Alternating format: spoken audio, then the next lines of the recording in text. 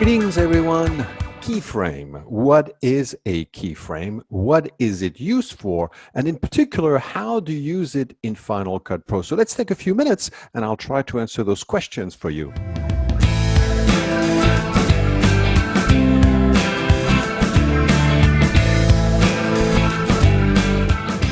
So what is a keyframe? Well, a keyframe is simply a specific point on your timeline where you want to change the parameters or the values, if you will, of either a video or an audio clip so as to create some kind of transition, motion, or effect. Now you're going to say, Louis, that's quite a mouthful. But it's actually quite simple. Let me illustrate. To understand keyframe, the first thing we need to do is to go to the inspector. So you go to the top right part of your screen, make sure the inspector is open. And when you have the inspector open, you will see a table. In that table, you have a bunch of categories. Here I have transform, I have crop, I have distort. And for each of those categories, you have a bunch of numbers to the right.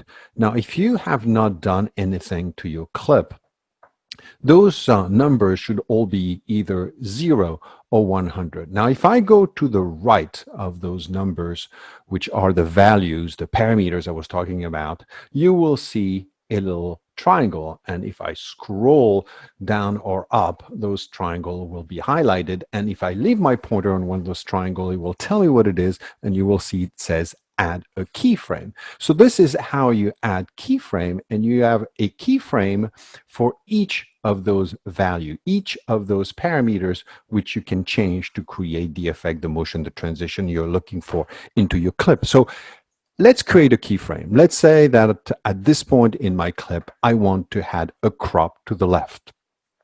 So I'm going to create a crop to the left. This is the crop that I want.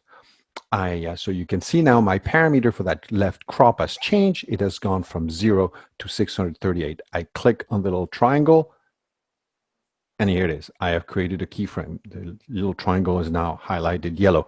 Now, if I go down to my clip here and I move the playhead away from where I created the keyframe, you will notice that there's absolutely no way for me to see where I created this keyframe. And that's because you need to open the video animation inspector. And the way you do that is you click Control V.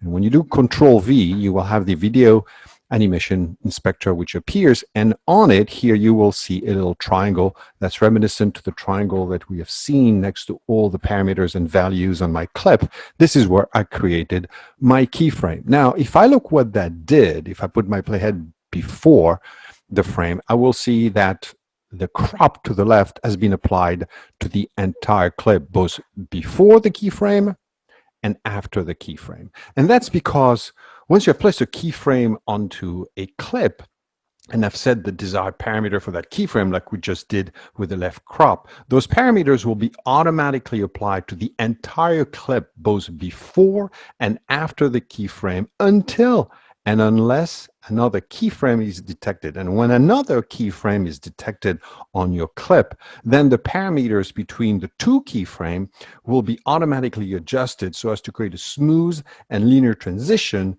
between the values of the two keyframes. So here again, you're going to say, Louis, here you go again, another mouthful.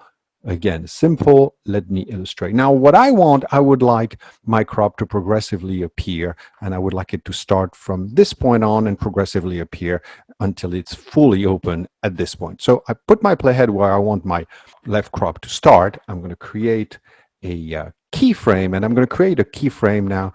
Oops, this is not the keyframe I want. Let's go to the left crop keyframe. Sorry about that. And I'm going to set the value of that keyframe to 0. Now let's see what that happened. Let's play this. And here we go. So we see that the left crop appear progressively, and since there is no other keyframe after the second keyframe, the value of that keyframe is going to be projected forward for the rest of the clip. So now what I want to do, I want this left crop to appear. I want to put a title here. I want that crop to stay for a few seconds so my viewers have the time to read the title, and then I want the left crop to progressively disappear. So I'm going to put my playhead. I want the crop to remain constant between those two values. I'm going to add a keyframe here, another left crop. of the same value of the keyframe before. I want then my left crop to progressively disappear and to be completely gone about right here. I'm going to add another left crop keyframe with a value of 0, and let's see what that does. The crop progressively appears. The crop stays constant between those two keyframes, and the crop disappears, and my clip can resume. As you can see, there are many parameters which can be changed with keyframes. Now, let's say, to further illustrate how to use keyframe, let's say that when my crop is fully open, I would like the video to be blurred so that the viewer focuses on the title and not the video. So the way I would do this, let's say I'm going to create an effect, and I want a Gaussian blur. I'm going to apply the Gaussian blur to the video. Now, of course, the Gaussian blur is applied to the entire video, which is not what I want. So here I'm going to create, again, 4 more keyframe, starting right here from that keyframe. That keyframe, I'm going to put a Gaussian blur. Here I go. This is my Gaussian blur appearing in my inspector. I have my keyframe here, and I'm going to add a amount of Gaussian blur keyframe. I'm going to put that to 0. The Gaussian blur is going to disappear. I'm going to come to the next keyframe. Here, I'm going to put a Gaussian blur of 50. Good enough. Now I'm going to come to this next keyframe. I'm going to maintain the same value. I want the Gaussian blur to remain in between those two keyframes. Move to the next keyframe and put a value of 0. Now let's play this. The left crop and the Gaussian blur progressively appear. Left crop and Gaussian blur stay constant. Gaussian blur left crop progressively disappear. My video resume. So here's an example of how to use keyframe. Now the possibilities as to what you can do with keyframes are almost endless. They're really only limited by one's imagination. Now, one more thing about keyframe. Let's say you want to change the position of a keyframe. You want it to be either longer or shorter. You don't like exactly the position where it's at on your clip. You can easily do that in the Video Animation Inspector by simply left-clicking on the keyframe you want to move and then dragging it forward or backward. This is just a little tip, makes it easy. Now, I said at the beginning of this video that keyframe could be used both in audio and video clips. So now let's look at an example of keyframe in an audio clip. Now, let's say that what I want is in between those two keyframes, I also want the sound to disappear. So here what I would do is the same thing, but I would do it to the sound. I would go to the inspector. I would choose the sound now and not the video. Position my playhead where I want my first keyframe.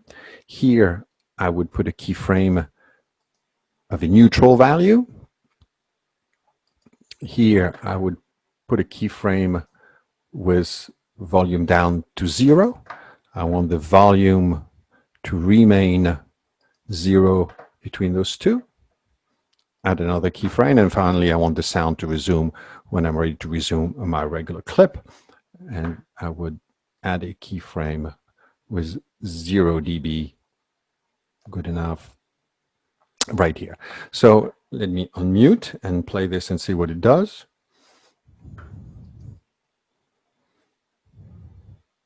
By the way, some of you may have noticed that I've not done a video for quite a while.